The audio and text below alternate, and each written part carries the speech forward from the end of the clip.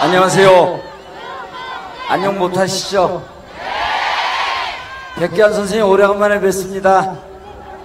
안녕 못하시죠? 여러분 반갑습니다. 많이 춥죠?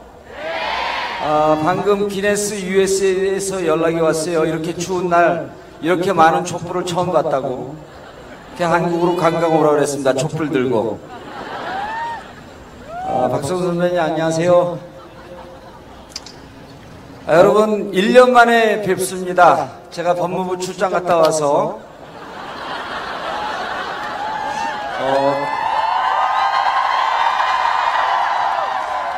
1년 동안 연봉이 1억 10만 8천 원이었어요. 영치금이 1억이 들어오고. 이런 전과자 보셨어요? 10만 8천 원은 1년 동안 노역한 대가입니다. 그러니까 돈도 10만 8천 원을 줘. 108배하고 비슷하잖아요. 1년 동안 감옥 다시 가기 싫어서, 그리고 재판받는다는 이유로 비겁하게 뒤로 좀 숨어 있었습니다. 근데 재판도 다 끝나고 여러분들께 너무 죄송해서 이제는 제가 좀 잘하는 것을 여러분들과 함께 해야 되겠다. 그래서 다시 팟캐스트를 준비하고 있습니다. 대한민국 비뚤어진 언론 지형을 바꿔놓겠습니다. 종편에서 개구라 떠는 놈들 각오해라. 특정 종편을 지지하진 않겠습니다. 채널A와 TV조선만 공격하겠습니다. 너희들이 개구라 뚫면 난 개구라 곱하기 2 한다.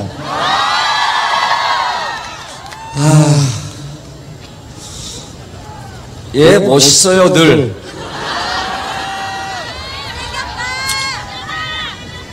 이렇게 많은 분들을 모으신 이 기획력은 도대체 어디서 나온 겁니까?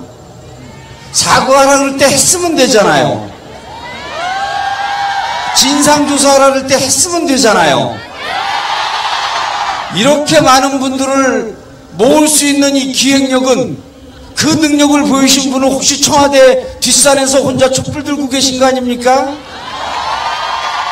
그분의 위대한 기획력으로 여러분들이 여기까지 오셨습니다. 만약 사과했으면 어떻게 될 뻔했어요? 다들 집에 가셨겠죠?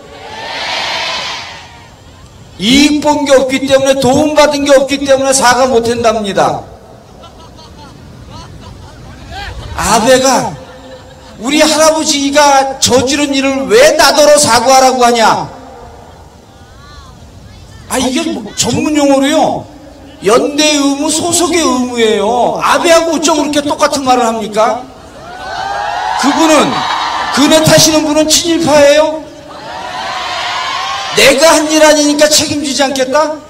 그건 동네 뒷동네 사는, 뒤에서 사는 개인이 하는 얘기죠. 공인이면, 대통령이면 국헌이 이렇게 문란하고 위기에 처했을 때 국정원이, 사이버 사령부가 이렇게 대선에 개입한 거에 대해서 도움을 받든 개입하지 않았든 죄송합니다, 이런 나라를 바로 세우겠습니다라고 사과하는 게 도리죠.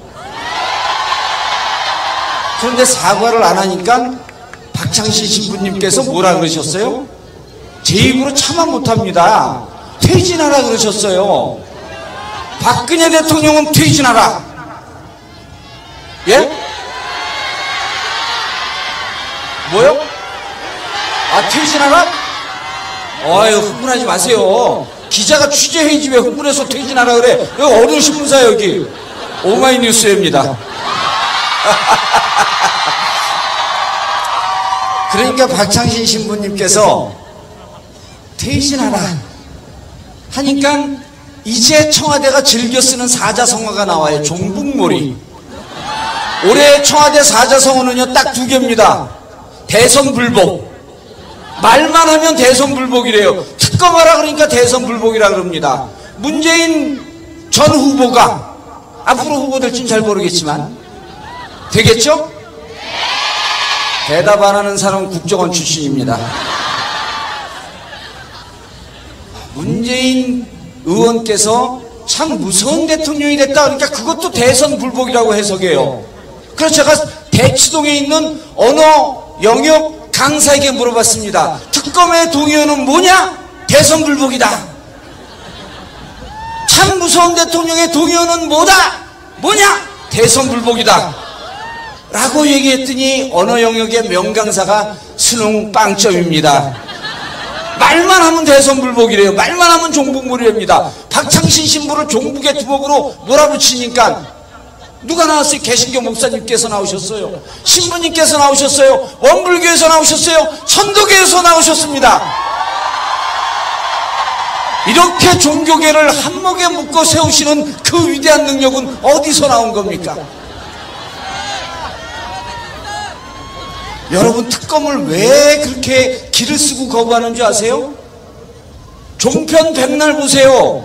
대한민국 공중파 백날 보세요. 특검을 왜 반대하는지, 왜 이렇게 두려워하는지 이거에 대한 해답은 정봉주만 한 게 없습니다. 오래간만에 깔때기니까 소화가 다 되네. 여러분, 특검하면 두 가지 때문에 두렵습니다. 지금 이런 열기 속에서 특검을 하면 세 가지를 꼭 해야 돼요. 국정원 압수수색 해야 됩니다. 새누리당 압수수색 해야 됩니다. 여기서 제일 가까운 청와대 압수수색 해야 됩니다. 그러면요, 워낙 뒤가 구린 분들이기 때문에 뭐가 터져나올지 모르는 거예요. 그분들이 제일 두려워하는 것은 사실은 새누리당, 국정원, 청와대 압수수색인 겁니다. 뭐가 나올지 몰라요. 나도 내가 무슨 짓을 한지 모르니까. 그리고 두 번째, 원세훈은요, 팔다리에 불과하죠. 몸통은 누굽니까? 몸통은 누구예요? 제가 들리기에는 두 사람 이름이 들려요. 이명박근혜 그래요. 이런 위대한 능력은 어디서 나온 겁니까? 원세훈은 팔다리에 불과하고 실제 몸통은 원세훈을 임명한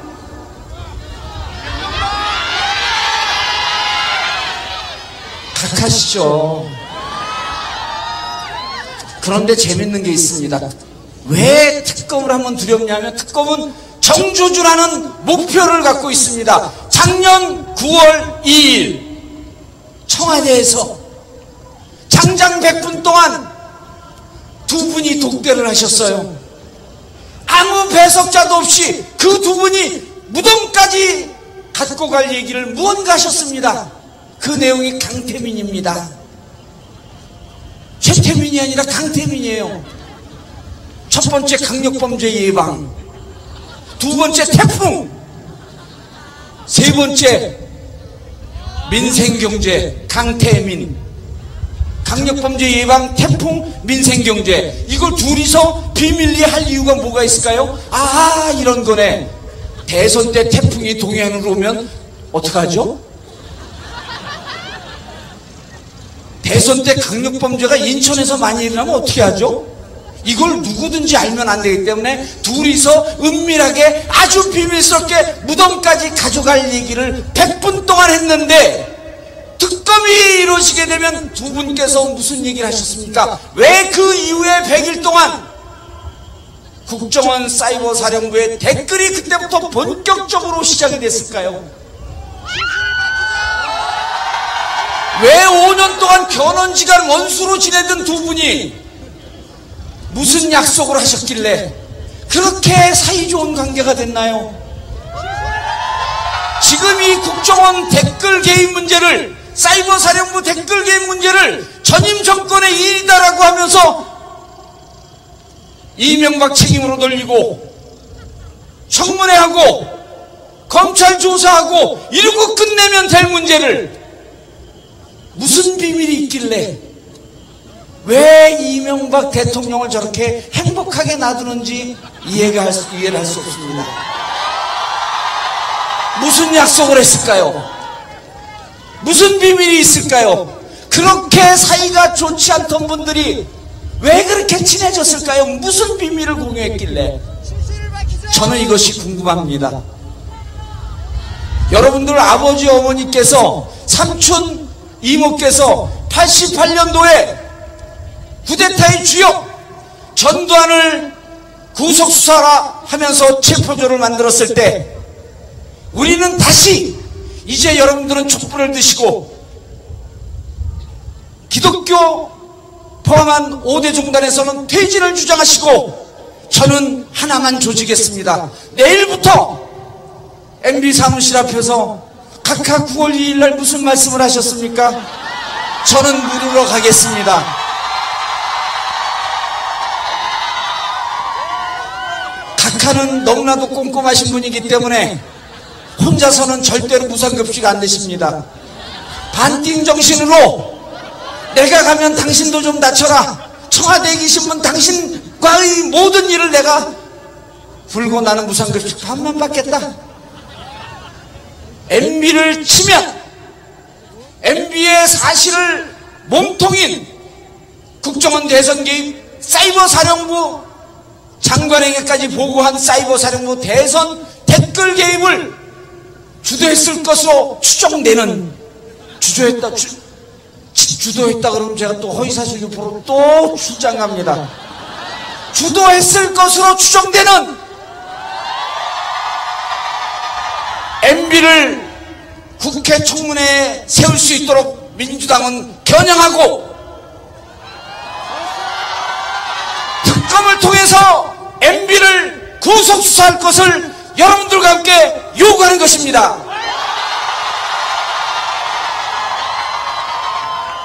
제가 앞장서겠습니다. 저는 하나만 조집니다.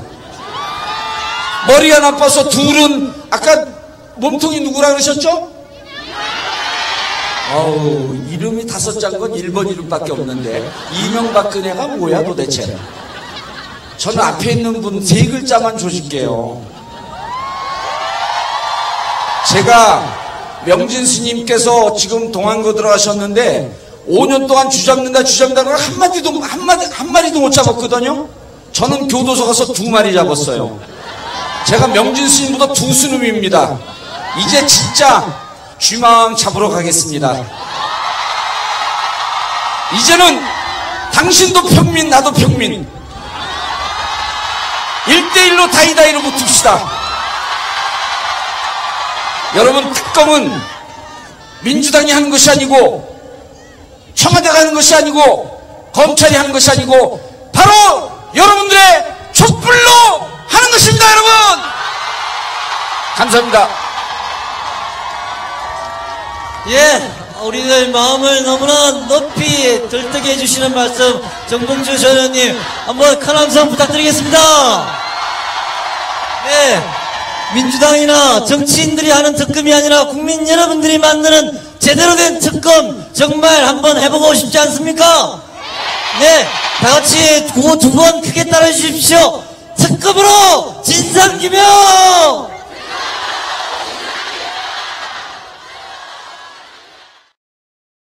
만약에 이런 시험 문제가 유치원이나 초등학교 1학년 나오면 누구의 책임이겠습니까? 그러면은 이명박 대통령의 책임입니다.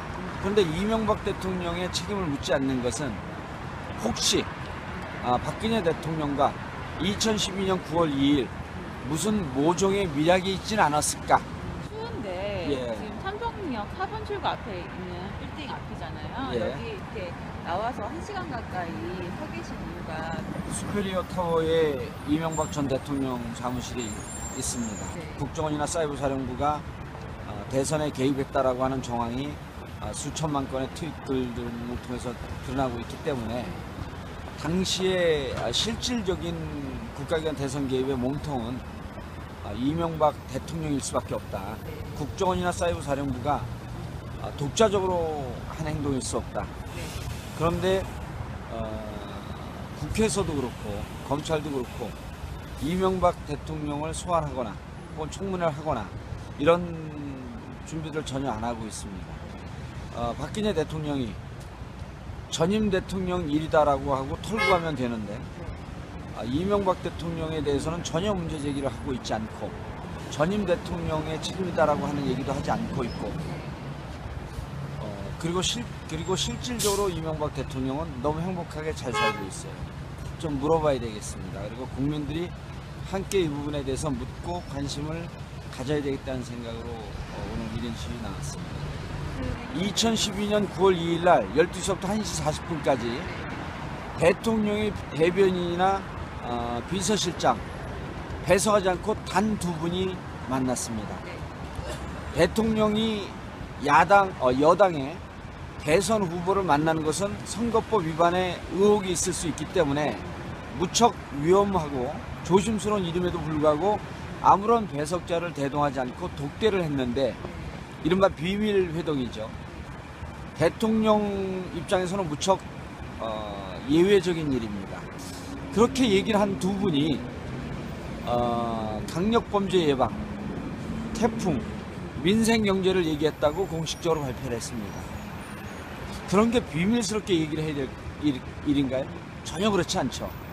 그것 이외에 무슨 다른 내용이 있을 수 있다는 추정을 우리가 해볼 수 있는 거죠. 그리고 5년 동안 그렇게 사이가 좋지 않던 분들이 그 이후로 아주 우호적인 관계로 전환됐고, 그리고 그때부터 약 100일을 앞두고 검찰 기소한 내용을 보더라도 국정원 댓글 사건이 그때부터 폭주하기 시작을 합니다. 그럼 누구든지 상식적인 의심을 가져볼 만하죠. 정말 그 어린 아들 같은 학생들이 고해성사를 하는 걸 보고 반성하는 걸 보고 그들의 진실된 마음을 얘기하는 것을 보고 이제는 제가 할 수 있는 역할을 좀 해야 되겠다는 생각을 한 겁니다. 그리고 국민들이 온 국민들이 이렇게 안녕하지 못하다고 하는데 해외 정상 30명하고는 그렇게 소통을 열심히 하면서 그 어려운 불어, 중국어, 일본어, 영어로는 얘기를 하면서 같은 말을 쓰는 국민들이 얘기에는 왜 귀를 기울이지 않는지, 정말 불통 대통령으로 불행한 결과로 끝을 내려고 하는 건지 안타깝습니다.